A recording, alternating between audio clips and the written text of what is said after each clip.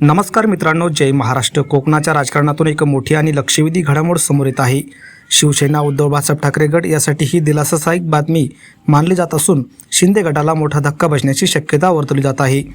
जाणून घेऊया मित्रांनो सविस्तर बातमी। त्या अगोदर तुम्ही जर आपलं चॅनल सबस्क्राइब केलं नसेल तर चॅनलला नक्की सबस्क्राइब करून बेल आयकॉन प्रेस करा।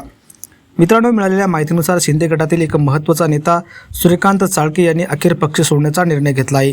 ते एकनाथ शिंदे यांचे जुने सहकारी मानले जातात।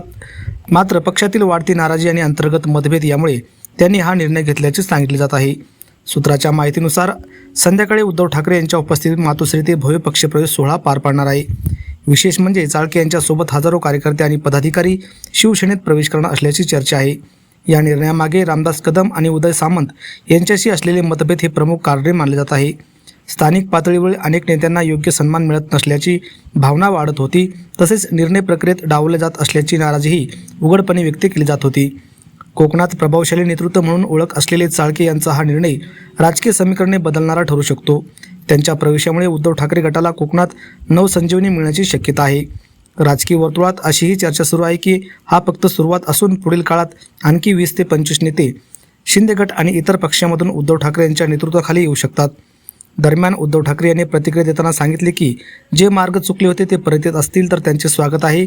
मात्र प्रत्येक प्रवेश स्थानिक पदाधिकाऱ्यांशी चर्चा करूनच केला जाईल।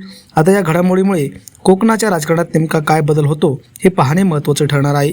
तुम्हाला काय वाटतं, अशा प्रवेशामुळे उद्धव ठाकरे गट अधिक मजबूत होईल का? तुमच्या प्रतिक्रिया जरूर कमेंट बॉक्समध्ये व्यक्त करा। धन्यवाद। जय महाराष्ट्र।